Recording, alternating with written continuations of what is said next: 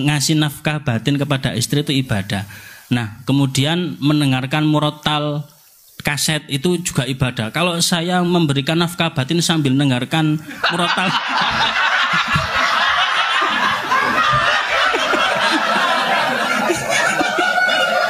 nah itu gimana hukumnya? Nonton. Kan sama-sama ibadah.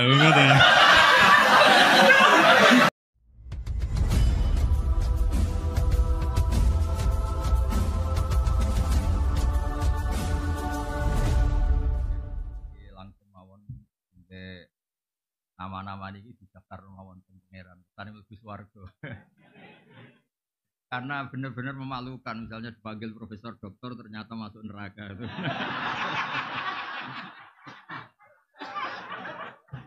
Ya apalagi membawa nama Islam kan ada Islamnya itu. Universitas Islam masa ketua yayasan terus rektornya masuk apa? Enggak keren.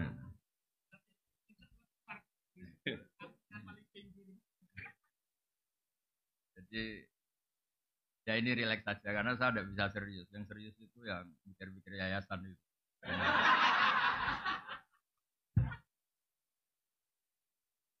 Saya itu berkali-kali sebetulnya itu bapak-bapak ibu sering dapat SK. Nah SK apa saja dari ormas maupun dari kementerian. Jadi saya itu jarang terima bilang iya itu. Karena saya ini penganut ilmu hakiki. Penganut.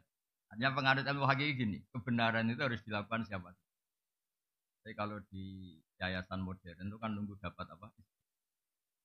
Jadi jangan-jangan kalau ada orang tenggelam nunggu belum ada SK untuk nolong.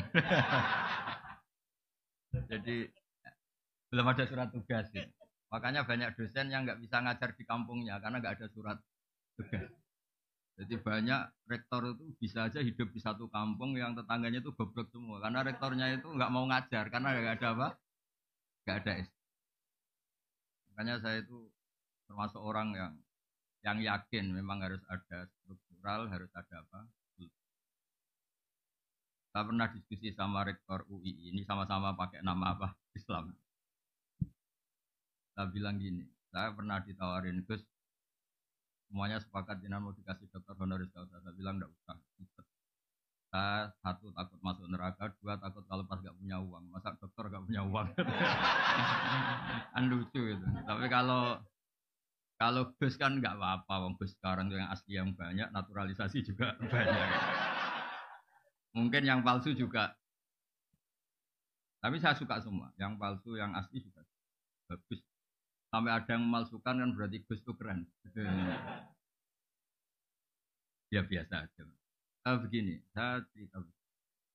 Misalnya ada perempuan haid, ini ada ibu. Perempuan sedang menstruasi. Masa untuk ngerti haid harus daftar dulu di kampus. Nunggu sekian semester baru ada pelajaran itu. Berkanya kiai kampung kan langsung tanya aja. Kebetulan saya kiai Jawa Tengah, ini cerita aku di Jawa Tengah. Anda kan di Jawa Timur ya. Silahkan pakai adat apa Jawa Tengah. Yang makomnya sudah, kehormatannya sudah kayak nabi, keren. Gak tahu kalau ilmunya ada. Saya itu di pasar ini betul kisahnya. Saya di pasar ada ibu terus mau sowan, siapa? Bahasa Jawa tuh.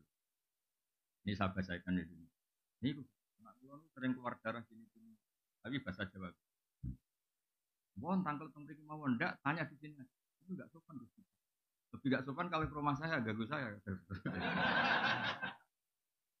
Ya terus di pasar itu tanya. Intinya dia punya bukti yang situasinya. Nah, dan ini gimana? Bilang, oh itu istiqato. Jadi head yang normal itu yang acuan keluar darah normal itu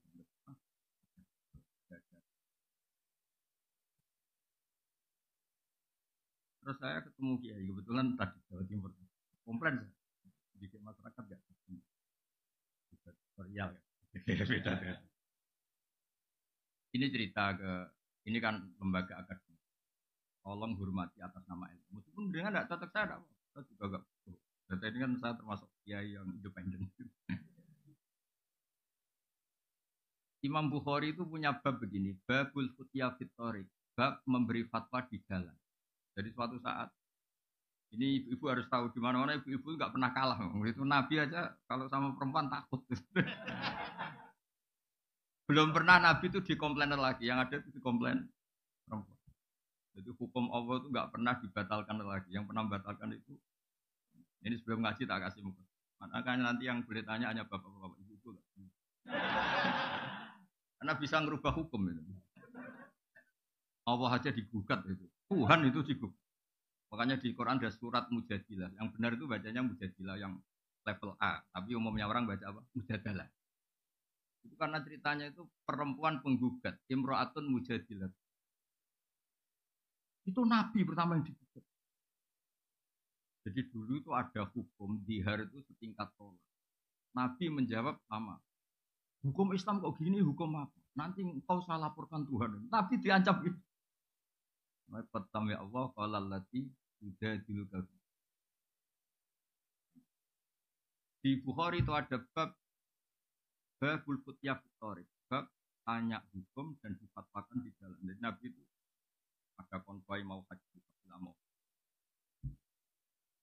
Nabi loh yang haji itu, kuota Nabi haji aja.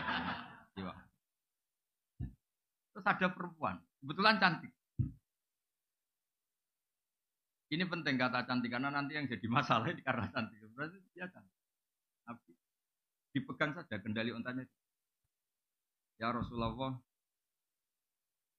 ini mau kafilah haji. Ya, wah sayang ibu saya sudah menikah. Ada sebagian lagi tanya, bapak saya sudah menikah. Itu dipegang di tengah jalan. Dan saya tahu, andaikan bapak saya masih hidup, beliau pasti. Apa perlu saya mengganti beliau? Ini awal-awal haji badal. Jadi yang tahu dalilnya saya yang nikmati travel. Karena travel. Makanya saya itu betul. Saya itu orang paling dihormati para travel karena kalau nggak tanya hukum tanya saya. Tapi saya tidak pernah dapat laporan labanya. Tapi saya itu orang kaya. Makanya pantasnya saya itu masuk surga karena sudah benar. Ya kayak gini kan, yang nyari ilmunya saya, cari referensi Unisma yang tinggal make. Padahal yang nyari-nyari kan. Ya gitu nanti dipakai dalil kayak orang pinter gitu. Orang itu kan. Tapi sudahlah saya ikhlas, saya tidak minta royalti kayak lagu-lagu itu. Ini gara-gara cantik, ini cerita bahwa dunia mulai dulu tidak ideal. Nabi pas itu tuh boncengin sepupunya, namanya Fadl bin Abbas. Ya kita tahu kan Muhammad bin Abdillah. Abdillah ini punya saudara namanya apa? Abbas. Yang diboncengkan Nabi namanya Fadl bin Abbas. Melihat terus sama perempuan tadi karena dia cantik. Terus perempuan ini juga melihat Fadl itu ganteng. Jadi mulai dulu entah atmosfer akademik atau atmosfer sosial tetap yang masalah itu yang mulai dulu fitnatur rijal ma'an nisa dan sebaliknya terus. Walhasil tuh falaw wa wajal Fadl sebelum Nabi menjawab pertanyaan itu falaw wa wajal Fadl. Wajahnya Fadl itu agak disingkirkan karena terlalu ditengokkan, dialihkan. Tapi bikin masalah baru. Pamannya agak terima, abahnya agak terima. Abbas itu pamannya Nabi, berarti bapaknya Fadl. Lawaita ibna ammik. Masa kamu sama sepupu kamu gitu? Jadi mulai dulu masalah. Ngadepi orang cantik ya masalah, ngadepi orang sentimen ya masalah. Ngadepi kampus bayar ya masalah, nggak bayar lebih masalah. Karena nggak bisa hidup. Jadi dunia mulai dulu tempatnya masalah. Karena dari awal liyabluwakum ayyukum ahsanu amala. Jadi sebelum pertanyaan dijawab itu ada kasus-kasus kecil begini. Terus Nabi menjawab, Aro'aiti laukana ala abiki dainun akunti qadiyatahu. Kalau andekan bapak kamu punya hutang, apa kamu bayar? Iya ya Rasulullah. Ya sudah. Fadainu wa ahakku bil qada, utang haji bapak kamu harus kamu bayar.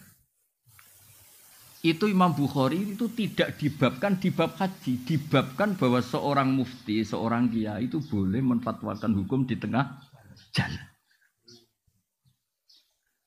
Tapi saya kiai Jawa Tengah, Anda tidak harus niru karena Anda kiai Jawa Timur.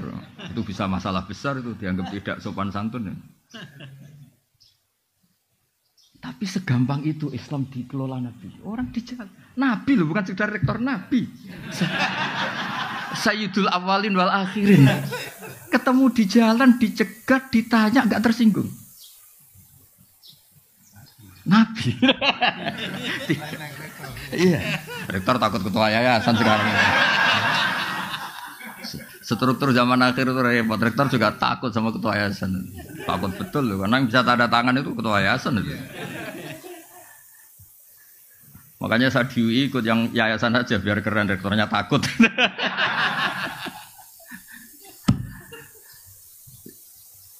Ya itu satu ilmu. Itu kata Imam Bukhari babul futya fit thoriq. Bab memberi fatwa di jalan. Artinya begini, andaikan semuanya sistem kampus, kemudian perempuan ini ingin belajar tentang menstruasi atau tentang apa saja. Masa nunggu sampai semesternya, nunggu kejuruannya, ini fakultas apa itu. Ketika dia tanya kebutuhan agamanya, enggak bisa, kamu kan fakultas teknis, masa tanya agama? Padahal fakultas teknis juga butuh agama. Makanya menurut saya, Indonesia itu sudah bagus, ada struktural, ada apa? Kultural. Saya ini termasuk yang kultural, tapi kebetulan keramat jadi dipakai yang struktural seperti ini. Tapi saya tuh kalau dapat SK entah jadi apa. Biasanya tak saya abaikan. Bukan karena sombong atau menolak. Memang nggak boleh kalau dua-duanya kekuatan ini sama-sama di struktural saja atau sama-sama di kultural. Karena kalau struktural tadi, masa orang tanya kebutuhan Islamnya harus nunggu sekolah di situ, nunggu semesternya berapa baru bisa diskusi sama dosennya. Itu pun kalau fakultasnya agama, kalau enggak. Makanya saya mohon kiai-kiai kultural itu ya harus alim betul, terus rileks. Saya itu memang enggak nerima tamu, tapi saya punya ngaji rebunan yang kayak begini. Orang bisa ngomong apa saja. Tapi biasanya laporannya sama, dimarahin istrinya. Laporannya sama. Jadi sahabat enggak berani tanya Nabi, perempuan enggak saja, dipegang ke Nabi. Ya Rasulullah saya mau tanya, Nabi berhenti. Nah kemudian di bab haji, ini dengerin, di bab haji dibabkan lagi. Babu hajil mar'ati anir rojuli, sehingga di bab badal itu boleh silang. Normalnya kan lelaki diganti lelaki, perempuan diganti perempuan, tapi di bab ini, di bab kaji apa? Badal. Itu lelaki boleh diganti perempuan, karena kasusnya tadi adalah perempuan mengganti haji bapaknya. Terus nanti suatu saat dibabkan lagi oleh Imam Bukhari. Babu niyabati hajil ma'dub. Jadi tidak harus mati. Jadi dulu orang Indonesia itu kadang benar-benar agak kacau. Bahasa kasarnya itu agak kurang ajar. Kacau sama kurang ajar ya beda tipis. Ada orang sudah sepuh, kaya. Dia sudah agak setruk. Kalau haji langsung apalagi pakai kuota apa plus. Itu kan sampai berapa? Sekarang kalau langsung berapa? Berapa? 400. Itu tahu tok apa melakukan ikut haji? Oh, enggak berani kan. Sekitar berapa? 500-an. Kalau kaji amanat, kaji badal berapa? Kalau 15. Lu itu kiainya itu saking kacaunya tadi. Udah biar mati aja nanti lebih murah. Itu kan ngawur betul, makanya saya bilang itu ngawur betul itu. Udah ini cerita nyata. Kebetulan terus kiai ini itu nyuwun sewu ya, ngajinya itu kayaknya detail saya. Jadi saya dengar keluarganya bilang itu, panggil kiainya suruh menghadap saya, biar mutola'ah lagi, biar belajar lagi. Belajar sama saya ada di Junisma, kan ini hukum sudah jelimet itu. Panggil terus. Jangan nunggu mati. Kalau mau kaji amanat sekarang saja, mumpung masih hidup. Jadi beliau ikut niat, ikut mengalokasikan hartanya untuk haji. Kalau sudah mati itu hanya prosedur, harta warisannya nggak bisa diwaris sebelum menghajikan yang sempat berstatus apa mampu. Terus tak tunjukkan. Jadi sebenarnya kaji amanat itu dua, menghajikan yang sudah meninggal atau masih hidup tapi tidak mampu. Ya. Tapi di Indonesia yang terkenal tuh yang sudah meninggal, yang 15 juta tadi. Nah kalau langsung, kalau orang kaya kan mustatiknya haji plus, berarti kan 500 juta. Mendingan sudah mati kan tinggal berapa tadi? 15. Loh itu dijawab itu anaknya senengnya Masya Allah, karena dari 500 menjadi 15. Oh ngawur betul itu. Efisiensi 400. Ya efisiensi itu, efisiensi. Terus tak marahin teman-teman. Enggak, jadi sebetulnya kaji amanat itu dua. al-hajju anil mayyit, menghajikan yang sudah meninggal. Kedua itu anil makdub, kalau dalam saya disebut apa makdub, orangnya sudah tidak mampu apa haji. Nah, saya termasuk kiai yang ikut menggerakkan cara masif gimana kalau bisa tuh mumpung masih hidup, sehingga ini ikut niat. So nginovane dolai, mobilnya banyak untuk haji saya. Dia ikut intervensi, tapi kalau sudah meninggal mungkin dia. Jadi kalau sudah meninggal sebetulnya mayatnya itu tak dapat pahala, tanda tidak tahu saya. Karena sebetulnya ini hanya untuk menghalalkan tirkah, menghalalkan warisannya. Bisa saja mayatnya jenis orang yang ketika hidup nggak pernah berkomitmen haji. Mungkin nyun sewu karena abangan atau pengetahuan Islamnya rendah atau kebetulan nggak jenis minat haji. Bagaimana dia dapat pahala haji sementara zaman hidup dia nggak pernah kepikiran apa haji, padahal inamal amalu binniyat. Kalau dia sudah mati dan dihajikan keluarganya, sebetulnya haji ini hanya untuk menghalalkan tirkah tadi, pembagian apa waris. Makanya kalau yang seleranya belum haji atau nggak ingin haji, ahli warisnya harus didik, ajarin bahwa sebagian harta itu milik Allah dan statusnya mustati, supaya yang makdub tadi, yang stroke atau yang sakit ini ikut niat. Walhasil terus kiai tadi, wah, nak ngono kudu ngaji nah Gus. Ya maksudnya ojo disalami template banyak dia karena tadi efisiensi tadi. Oh itu dari berapa? 500 menjadi berapa? 15 juta berarti 485 ya. Itu kalau 5 jutanya aja disalamkan template itu sebagai upah fatwa gitu kan. Ya jadi saya mohon, maksud saya begini, saya cerita hadis Bukhari tadi. Jadi mengelola ilmu Islam itu di kampus ya boleh, di pondok-pondok disiplin ya boleh. Mengelola Islam kayak saya, yang saya itu termasuk penganut Imam Bukhari. Jadi dulu itu Islam segampang itu. Nabi lewat ditanya, karena kalau orang sowan Nabi itu ya tidak gampang, beliau sibuk. Pernah ini satu kejadian dan ini saya tiru. Orang-orang Bedui itu kan punya etika. Jadi kalau mau sowan Nabi itu bengok-bengok. Nida itu bengok, manggil-manggil keras. Terus sama Allah ayat turun, innalladzina yunadunaka min wara'il hujurat aktsaruhum la yaqilun. Orang yang manggil-manggil kamu Muhammad dari luar kamar itu orang-orang enggak sopan. Terus walau annahum sabaru hatta takhruja ilaihim lakana khairal lahum. Jadi Nabi itu profesional, kalau sudah dalam rumah itu milik keluarga. Itu sahabat yang beretika enggak berani sowan, salam enggak berani. Tapi kalau Nabi sudah keluar ke masjid, itu mereka ngerti ini milik publik. Makanya walau annahum sabaru hatta takhruja ilaihim lakana khairal lahum. Kalau Nabi sudah keluar itu milik publik, terus mereka berani tanya. Jangan kayak orang-orang nggak punya etika, kayaknya pergi 3 jam, 4 jam baru masuk rumah, assalamualaikum, padahal kayaknya mau ke kamar mandi mungkin. Itu diatur oleh Islam. Sehingga kita kan, saya misalnya yang saya alami, saya kan sudah fair ketika begini kan, istri saya tidak ganggu saya, anak saya, karena sudah milik publik. Boyo kalau sudah di rumah itu milik keluarga, makanya dulu sudah diatur sedemikian rupa. Tidak tahu kalau di daerah kamu melakukan ini apa enggak, tahu. Kadang-kadang kiainya juga senang ditamoni lah, itu kan ya sudah nggak tahu, itu kan haknya, itu kan apa haknya. Lah saya di sini juga hak saya, ini wilayah saya, teritorial saya. Sehingga momentum Nabi lewat itu penting bagi orang-orang yang punya peradaban, karena ngerti ini Nabi kalau sedang di luar itu milik publik.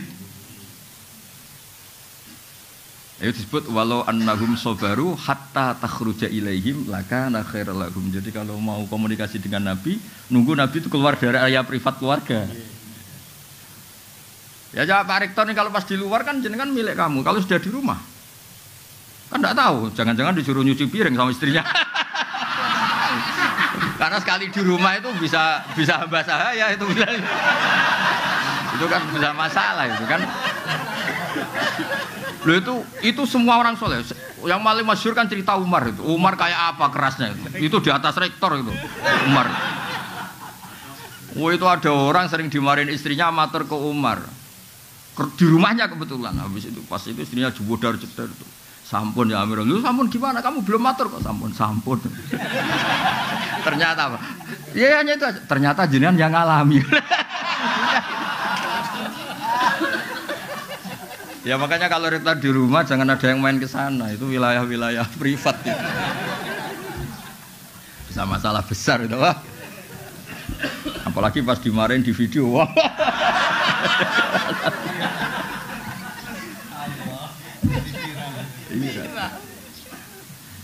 Jadi Nabi itu nggak pernah digugat lelaki, yang pernah digugat perempuan. Jadi makanya saya bilang kata cantik itu penting. Jadi ada perempuan itu cantik sekali, namanya Khawlah binti Salaf. Saking cantiknya dia mungkin habis haid atau apa, terus dia pas suaminya datang itu dia pas sholat. Ya karena cantik tadi. Langsung suaminya orang Arab kan nggak makan bakwan sama tempe, makannya daging. Pokoknya ingin langsung hubungan intim. Istrinya menolak. Wong di redaksi kitabnya itu agak jorok ceritanya. Fa'ajabatu ajizatu. Dia ngelihat istrinya sujud tuh tertarik. Walhasil terus diajak nggak mau. Terus orang Arab itu kalau mangkel melakukan apa? Dihar. Dihar itu menyerupakan istri dengan apa? Ibu. Kalau di Arab menyerupakan istri dengan ibu itu maknanya nggak mungkin halal disetubui. Kalau di Indonesia enggak, kalau menyerupakan istri dengan ibu itu karena kasih sayangnya. Makanya di Indonesia hampir enggak ada apa dihar karena beda sekali perspektifnya, beda sekali. Walhasil terus karena dihar di jahiliyah dulu itu hukumnya sama dengan tolak. Nabi itu melangsungkan hukum yang enggak dibatalkan oleh apa? Islam. Yang enggak dibatalkan, saya ulang lagi. Karena beberapa tradisi jahiliyah juga ada yang diteruskan. Matur ya Rasulullah, saya istri saya dihar gini. Yang matur pertama itu suaminya, namanya Aus bin Somit. Ada banyak riwayat, sama ambil saja Aus bin Somit. Enggak usah diteliti jadi disertasi itu enggak usah. Disertasi kok ilmunya copy paste. Mau nanti disertanya kata Gus Wak kacau itu, enggak ilmiah itu, ya, harus nyari referensinya sendiri. Barang nyari gak mau biaya, pakai maktabah Samilah 5.000, aduh kasus lagi.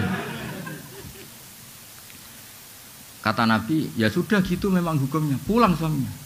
Kata istrinya, wah kamu gak mutu ya, datang. Ini cerita surat Mujadalah tadi, kalau zaman baca Mujadalah. Betul ya Rasulullah, kalau dia itu kayak tolak. Iya. Nabi, saya ini sudah tua. Kalau bikin hukum mau dipikir-pikir dulu. Khawlah itu cantik betul. Agak jorok orang. Agak ngawur kalau ngomong itu, kalau sama Nabi agak ngawur. Ini kisah nyata loh. Maksudnya gimana? Kalau saya masih muda dulu, cantik masih muda, dihukumi tolak gak apa-apa, masih banyak lelaki suka saya. Ini saya sudah tua. Terus bilang, ngomongnya jorok, saya masih ingat bahasa Arabnya. Akala syababi, muda saya, cantik saya dihabiskan oleh dia. Maksudnya suaminya, Aus bin Samit. Wa nasartu lahu batni, sehidup-hidup saya sudah pokoknya ngomongnya jorok dia. Sudah pas tua gini, sudah tidak cantik, sudah gembrot, sudah ini itu, ada dihar yang kayak tolak. Tadi kata Nabi, ya hingga detik ini belum ada pembaharuan hukum, belum ada itu. Masih begitu kata Nabi. Kalau begitu terus, engkau saya laporkan Allah Ta'ala. Oh itu kalau nggak perempuan tidak bisa.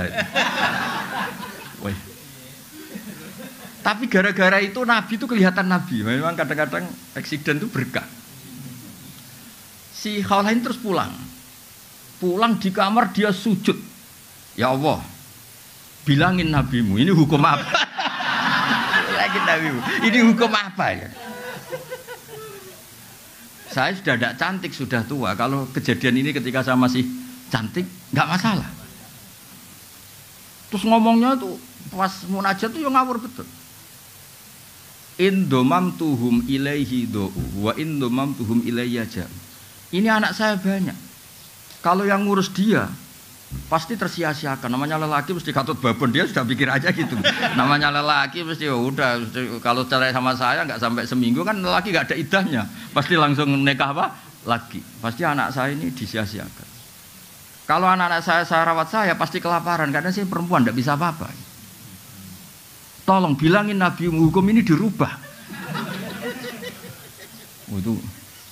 Itu pas munajat gitu terus Nabi itu didatangi Jibril. Udah rubah aja. Kata Allah, udah dirubah aja. Kalau dihar itu tidak sama dengan apa? Tolak. Terus Nabi nyuruh sahabat, udah panggil tadi Khawlah. Gugat aja diterima. Datang. Nggak, supaya Pak Rektor ini hati-hati. Ngadepi dosen-dosen putri itu harus hati-hati. Nggak akan menang gitu. Ya sudah akhirnya itu kata Sayyidah Aisyah. Saya tahu betul Nabi itu di sini, Khawlah di sana. Itu kalau nggak Nabi nggak tahu. Ternyata tadi Khawlah di kamarnya itu munajat betul. Makanya disebut qad sami Allah qaulal lati tujadil. Tujadiluka itu bukan diskusi, mujadalah itu ada ngawurnya. Bahasa Arab mujadalah itu beda. Mujadalah itu ada ngawurnya, ada kasarnya. Bukan tastafti. Kalau tastafti itu minta fatwa masih normal beretika.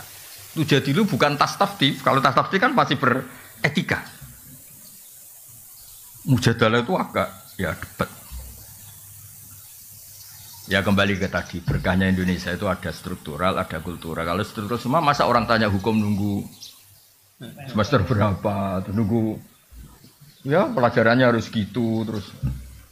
Tapi yang kultural ya nyuwun sewu harus niru ya mirip-mirip saya tadi gitu, sehingga ada babul futya fitorik.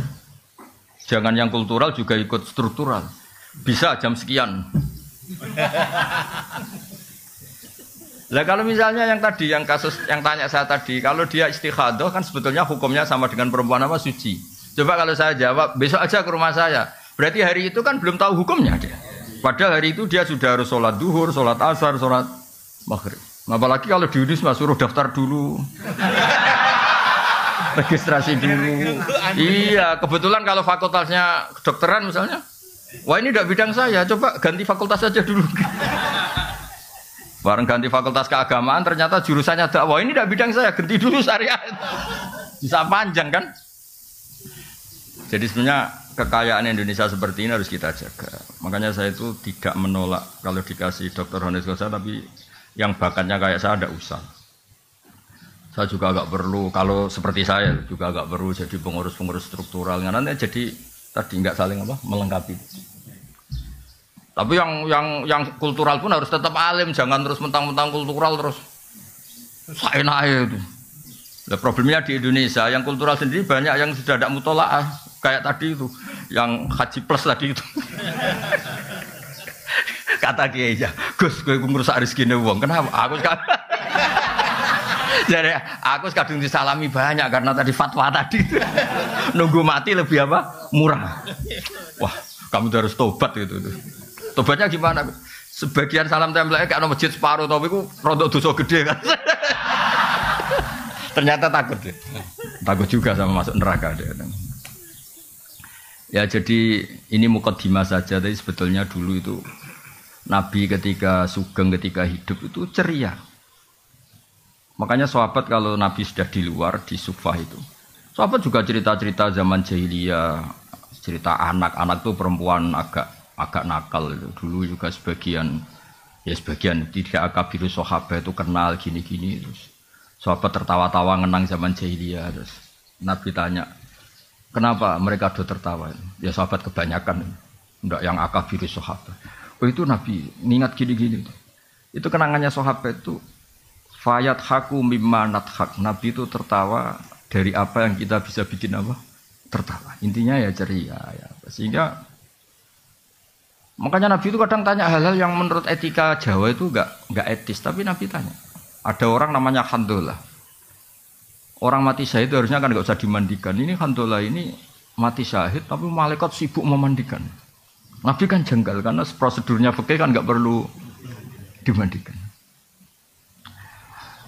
Nah, akhirnya ini gimana ini Handolah itu akhirnya melihat malaikat sibuk mandi kan Nabi kan ini gimana ini malaikatnya ini fikihnya gimana kan harus. Akhirnya Nabi itu tanya istrinya, kenapa tadi suami kamu kok sibuk malaikat memandikan? Oh itu Nabi pas ada pengumuman perang tuh pas sama saya, terus beliau nggak sempat mandi langsung lari.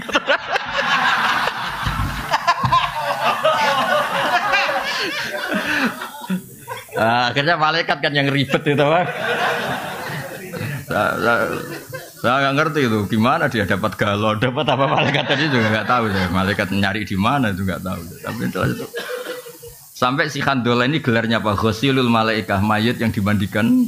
Sampai itu menjadi gelar kehormatan.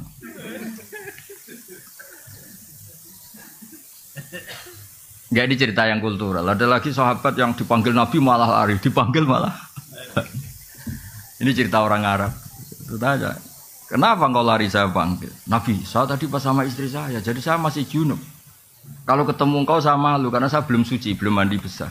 Terus kata Nabi, innal mu'min tohirun. Kalau sekedar ketemu ya enggak apa-apa, yang enggak boleh itu sholat. Kalau ketemu saya juga enggak apa-apa. Nanti dapat dipanggil tambah lari.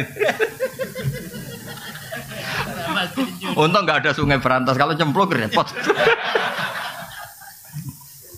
Artinya gini, dulu itu ini cerita ya, tanpa mengadili. Soalnya ini cerita tanpa mengadili. Dulu belajar Islam itu ya gampang begitu. Ada kejadian gitu, jadi hukum. Oh, orang junub itu tetap boleh ketemu kiai, ketemu nabi. Nggak harus daftar, nggak harus registrasi, terus nggak harus apa, nggak harus apa. Nah sekarang itu saya tadi bilang ke Pak Rektor, nggak boleh organisasi ini terlalu mengambil alih semua kebaikan, harus ada yang apa kultural, baik NU, Muhammadiyah maupun apa. Karena ini yang bisa on time, yang bisa setiap apa saat, setiap waktu. Tapi ya tetap ada yang struktural nggak apa-apa, tapi jangan mengganti fungsi yang kultural. Tapi yang kultural juga nggak usah ganti yang apa struktural. Makanya ini berkah betul ini saling menyadari, jadi saling waras lah bahasa kasarnya itu saling. Karena selama ini kadang-kadang itu dipertentangkan. Padahal jelas kalau pertanyaan-pertanyaan di jalan atau apa yang struktural kan nggak bisa mewakili ini. Karena harus daftar dulu, fakultasnya harus ini, semesternya harus semester berapa baru mengkaji ini. Dah ya jelas ya. Nah, ini yang mulai ngaji ini tak baca ini nih. Nah, ini serius itu tak kasih referensi tadi. Nah, ini saya baca terjemahnya dulu. Ini kan di Syekh Nawawi itu. Wa yahdiyaka sirata mustaqima kata Syekh Nawawi. Fi tablighir risalah wa iqamati alamatir riyasah fala yabqa may yaqdiru alal iqra alal kufri.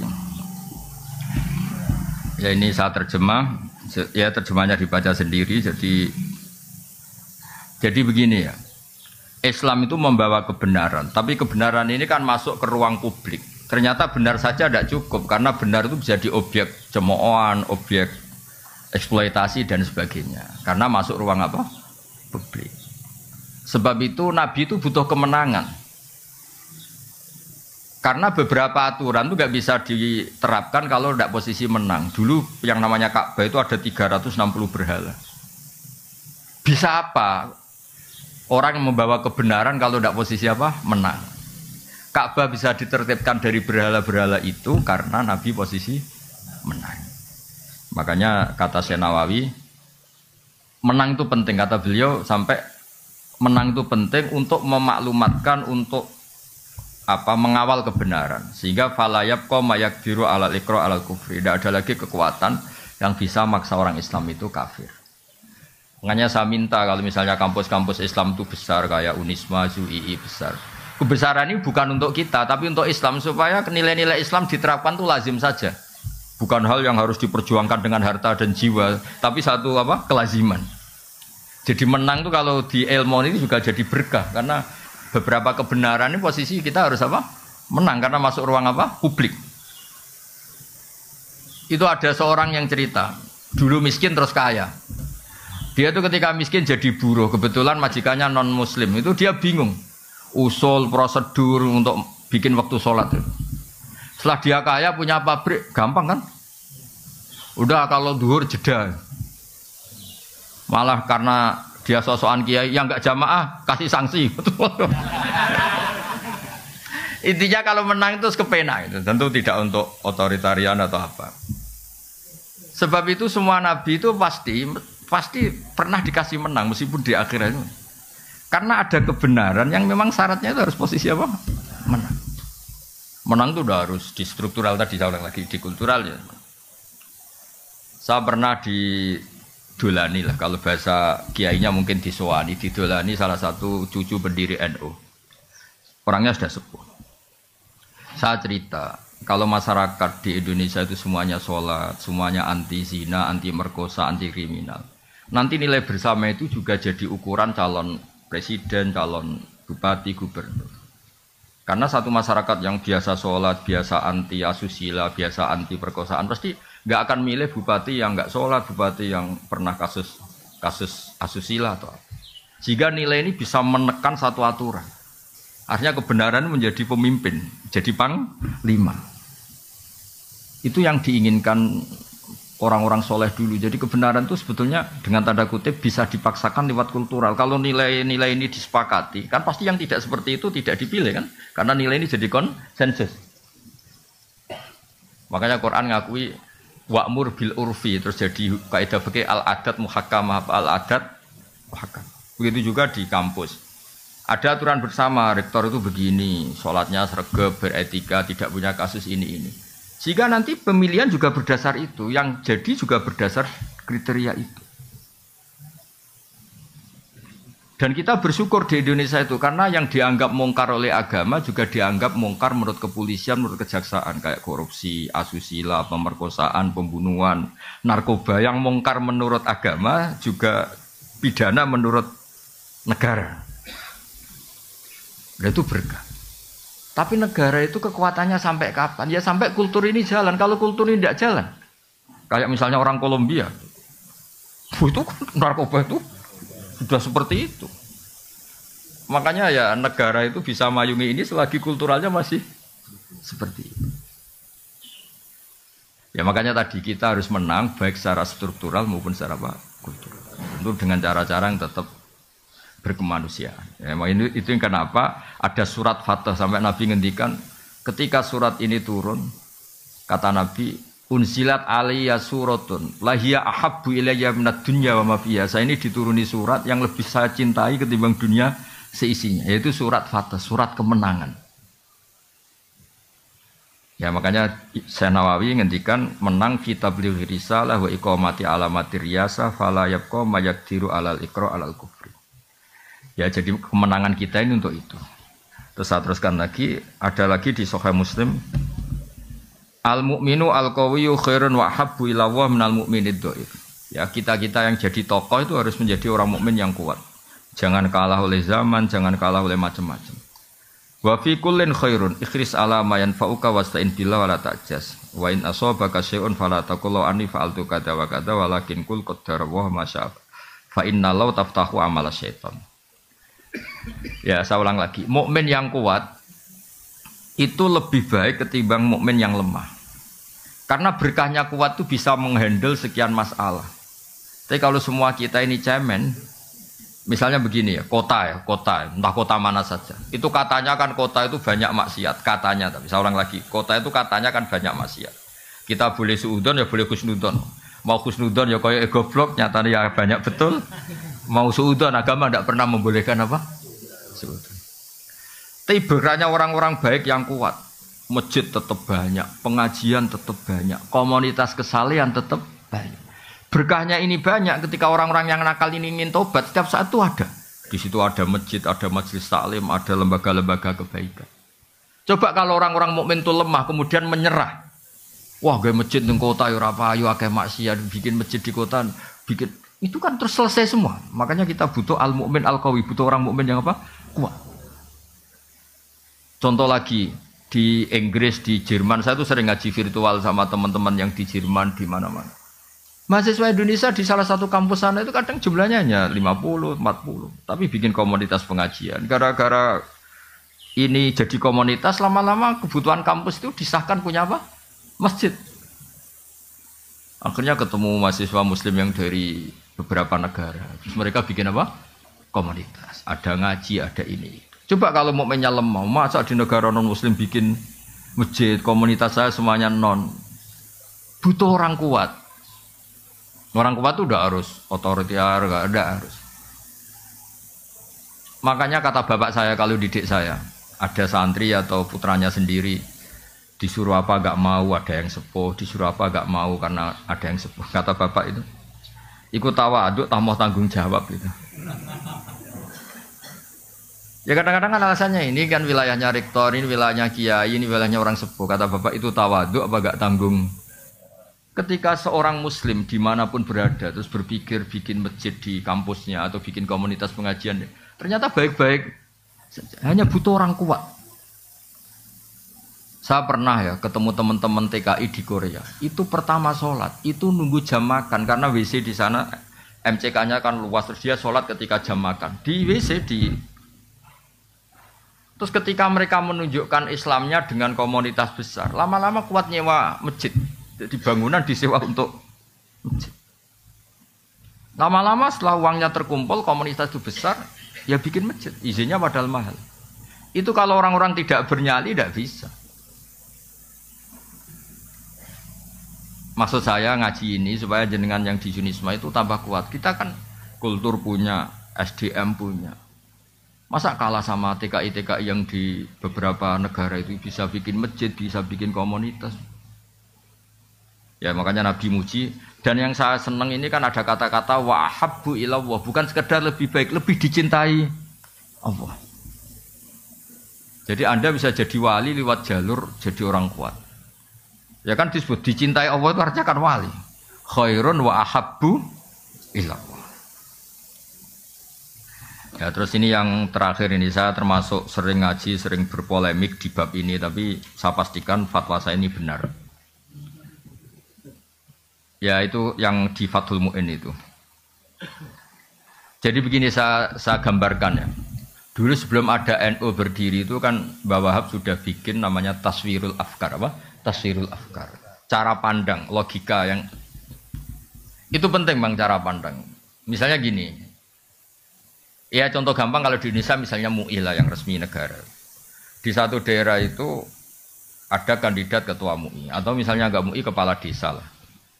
Kalau yang jadi si A ini jadi kacau kampung ini karena dia suka judol, suka judi online, suka macam-macam. Kalau yang jadi kamu karena alumni Yunisma itu soleh lah. Soleh memaksakan, soleh asli, soleh gitu. Sehingga kalau yang jadi lurah itu kamu itu kan orientasinya mungkin ini baldatun thayyibatun. Sudah yang ngaji-ngaji aja gak apa-apa. Ya. Maka orang ini yang soleh ini, kalau saingannya ini orang-orang nyun sewu yang batil, yang soleh ini wajib memaksakan jadi lurah. Meskipun untuk menjadi karena situ sudah politik uang harus bayar. Ini jelas kata Mu'in, wa man ta'ayyana fi nakhiyatin lazimahu qabuluhu wa kadza talabu walau bibadli malin. Ya walau bibadli malin. Yaitu yang bawah itu wa kadza talabuhu walau bibadli malin. Wa in khafa min nafsihi al-maila. Itu saya terjemah. Jika kamu kredibel dan hanya kamu yang sesuai syariat, maka kamu harus menjadi pemimpin meskipun dengan cara mengeluarkan biaya. Dan meskipun atas nama manusia kamu takut terjerembab dan jatuh pada hal-hal yang negatif. Karena tadi ketika yang jadi lurah itu kamu, orientasinya kan gimana kampung ini mau sholat, di mana kampung ini nyun sewu gak ada prostitusi, gak ada narkoba. Orientasi kamu kan islah, membuat masyarakat ini baik. Maka kamu ini harus mengeluarkan biaya. Saya pernah ditanya, Gus itu apa tidak suap? Yang dikatakan suap itu pembiayaan yang hak jadi batil, yang batil jadi hak. Ini kan enggak membiayai hak menjadi hak. Ya membiayai hak menjadi hak. Makanya saya pernah ditanya, Gus kalau pilkades itu itu kan kalau yang enggak mengeluarkan uang kalah. Katanya mengeluarkan uang itu tidak soleh karena nyuap. Saya bilang, kalau kandidat lainnya itu tidak soleh, kamu mengeluarkan uang nggak apa-apa. Paling Allah kalau kamu soleh, Allah akan bilang, kamu itu dermawan. Kalau kamu soleh lah. Tapi kamu nggak soleh, memang Allah bilang kamu istrinya bapak. Kalau di Jawa kan istrinya bapak ya, ibu. Makanya ada yang tanya, orang Arab itu kadang sumpah ilah itu sumpah nggak akan ngumpuli istrinya 4 bulan. Kata Ki Jawa, kok kuat Gus? Orang Arab kan istrinya 4.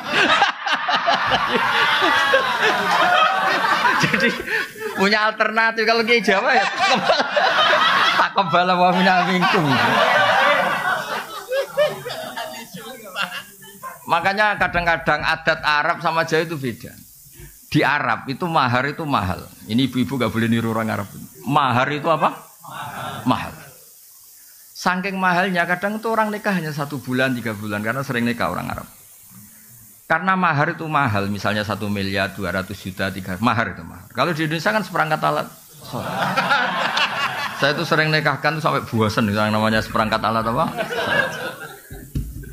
Nah itu sama Allah sampai dibilang gini. Ini sama Allah sama dibilang gini. kalau kamu punya istri dan kamu ceraikan, fala ta'khudhu minhu syai'a, mahar yang sudah kamu kasihkan jangan ditarik kembali. Karena butuh pelarangan, karena jumlahnya besar itu butuh pelarangan. Fala ta'khudhu minhu syai'a, mahar yang sudah kamu berikan jangan ditarik lagi karena jumlahnya ratusan juta. Kalau di Jawa gak usah dilarang, tidak akan diambil lagi. Karena seperangkat alat sholat. Itu kalau cerainya sudah setahun kan sudah lusuh. Makanya Mbah Mun tuh sering bilang, iki fikih Arab. Artinya gini, teori itu gak kebayang di Jawa itu ada pelarangan gak boleh ngambil. Gak usah dilarang juga gak ngambil. Kalau di Arab dulu itu ada sahabat nikah, itu maharnya itu kebun kurma, luas sekali. Makanya orang Arab sekali nikah itu, ya terus istrinya tuh tenang hidupnya, nggak kayak dinikahi dosen Unisba itu. Wah, apa itu? Nggak jelas itu. Ya betul itu. Pernah dengar tak istilah khulu itu? Khulu itu seorang istri mengakati suaminya supaya mau menceraikan, tapi si istri bayar. Itu di Arab mungkin. Jadi singkat cerita ini dikasih satu kebun kurma luas. Istrinya nggak seneng karena cowoknya ini nggak ganteng, nggak menarik. Soalnya melihat suaminya itu bawaannya kayak melihat gerduo, nggak seneng. Kan ada orang-orang yang raine segala musibah itu kan ada orang yang itu kan nggak tahu lahirnya kenapa itu kata itu. Mau dibarengi apa nggak tahu. Kalau dukun mesti ngerti ini karena salah tanggal lahir mungkin. Itu kata pertama ada ayat khulu itu tadi. Kalau kamu minta diceraikan ya bayar mahar yang sudah kamu terima kembalikan lagi.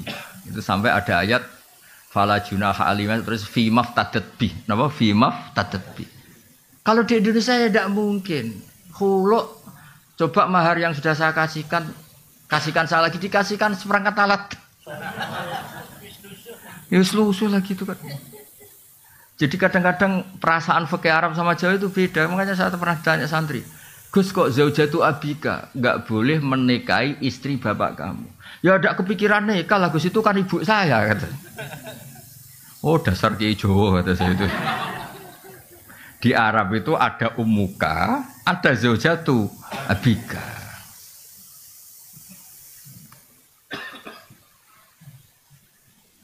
Ya, jadi jelas ya. Ini karena Anda bawa Unisma I-nya itu Islam.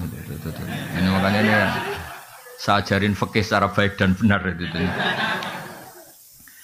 Ya, jadi saya senang sekali karena ini bertemunya tadi struktural sama kultural. Saya tidak hanya mencintai NU, ya saya juga mencintai Muhammadiyah. Semua ormas yang sehat di Indonesia formal itu saya mencintai. Soal kultur NU ya NU karena kita pesantren, tapi tetap kultur itu harus di atas struktural. Karena tadi struktural itu untuk menjaga stabilitas dengan konstituen yang kaitannya negara. Tapi kalau kultural itu setiap saat, setiap waktu. Orang kan nggak mungkin tanya pengurus PBNU, pengurus wilayah. Tanyanya kan sama kiai setempat meskipun nggak punya jabatan apa? Struktural. Ini harus diuri-uri struktural ini. Jangan kok, tapi kadang-kadang yang struktural ya mangkel, yang kultural juga mangkel loh, terus hasut terus itu. Karena dia nggak dapat fasilitas mobil cabang NU mana gitu.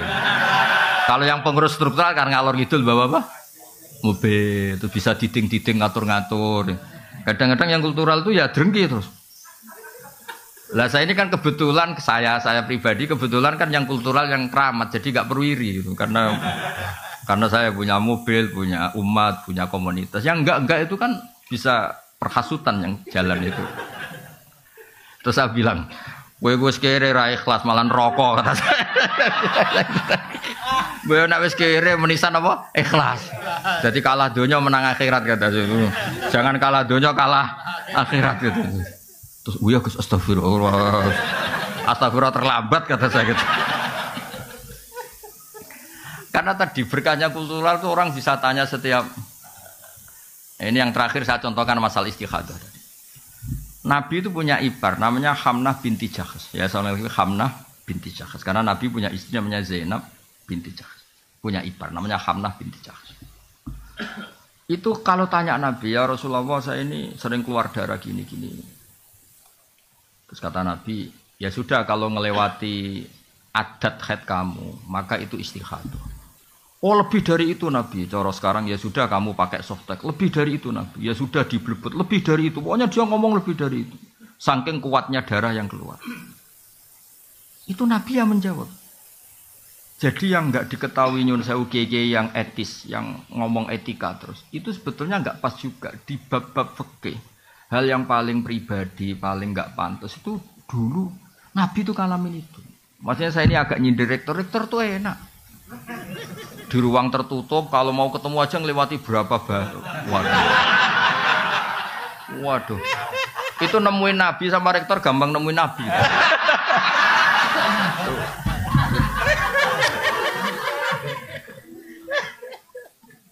Apalagi ketua yayasan ya. Wah, malah ngeri lagi. Mentang-mentang punya SK pemecatan tuh, wah itu hidupnya lebih bahagia. Rektor masih takut sama ketua apa? Saya dulu ya janggal loh, kenapa sih orang kok hormat? Ternyata saya pengurus yayasan baru tahu, saya kan biasa ikhlas jadi kaget kalau ada orang hormat tuh kaget tuh. Tanya. Makanya saya tahu kenapa istihadah itu rudat ilal adat, dikembalikan adat. Terus kata Nabi, fatahayyadi sab'ata ayamin au sittata ayamin. Kamu haidnya dihitung 6 atau 7 hari. Sebagaimana hari-hari ketika kamu normal. Qabla ayusi bagi ma'asobagi. Sebelum kamu kena penyakit itu biasanya haidnya berapa hari? Yaitu dipakai apa? Acuan. Yang di atas itu dianggap apa? Istihadah. Itu jadi sama jangan bayangkan Nabi itu prosedural. Mau ketemu rektor janjian dulu. Terus yang jaga sudah dibeli. Mau ketemu Pak Rektor sudah janjian. Saya tuh apa lagunya orang struktural.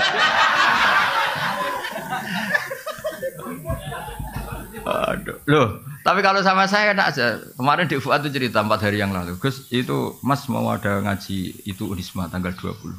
Saya tuh tidak bantah. Pokoknya kalau saya pas nganggur ya saya ngajar. Saya cuma profesional nyiapkan makalah. Saya ini memang pengagum ilmu. Saya tidak pernah ngaji seenaknya, nggak pernah saya. Tapi kalau tanggalnya saya bilang kalau ditakdir saya pas di rumah tak ujar, kalau enggak tidak apa-apa. Pikiran saya sederhana, Mas. Mereka ngecewakan saya, tidak akan saya kualat kata saya. Saya tuh kadang-kadang diundang pengajian tuh tersinggung tuh begitu. Masa ya kita ini kan manusia ya, punya aktivitas, punya waktu, punya kegiatan, itu yang ngundang. Harinya dia yang menentukan, jamnya yang menentukan. Kadang Jumawa sak temanya dia yang menentukan. Ini, wah, hanya mentang-mentang kadang-kadang iso nyangoni apa itu. Wah, sangat tidak berakhlak tuh menurut saya. Loh, saya bikin analogi itu begini, tapi tidak semua kiai harus kayak saya. Saya tok aja yang begini, ngawur-ngawur sedikit. Itu kan ibarat gini, saya ini misalnya dokter. Ada perempuan cantik, engkek itu. Gus, saya ini punya penyakit kulit, tolong diobatin. Padahal saya tahu penyakit parahnya dia itu jantung. Tapi karena dia agak ngerti apa yang bahaya pada dirinya, yang penting ngerawat muka. Paham ya maksud? Nah orang Islam sekarang itu begitu. Fardu ainnya nggak tahu, tanya fardu kifayah, kadang tanya sunat. Ada orang lakukan fardu aja tidak bisa, tanya gini, Gus gimana tahajud saya supaya dekat Allah? Sholat fardu nera bener tak kok tahajud? Itu kayak orang tanya kecantikan padahal punya penyakit apa? Jantung. Makanya saya kalau pengajian ada temanya, saya mesti nggak terima. Memangnya tema itu kebutuhan Anda kata saya. Yang tahu penyakit Anda itu kiai, seperti tadi yang tahu penyakit pasien itu dokter. Malah dokter diajarin, dok ini wajah saya gini gimana? Padahal dia punya penyakit apa? Jantung. Jadi memang harus ada kiai-kiai yang agak ngawur kayak saya supaya agak tertib itu, dunia ini agak tertib. Yuk kadang-kadang, ya betul, saya itu pernah diundang di satu acara. Kebetulan ada yang pernah sepuh. Itu temanya itu gimana hukumnya tahajud berjamaah. Karena masjid daerah saya, Gus itu ada tahajud berjamaah. Terus kiainya suruh sowan saya dulu, menghadap saya dulu. Tak tanya. Tanggamu sholatnya fardu wis bener. Dia dereng Gus. Oh dasar. Tertibkan dulu cara sholat apa? Fardu, baru bicara apa? Sunat. Wah, nang ngono rasa ngundang jenengan Gus gak situ Gus.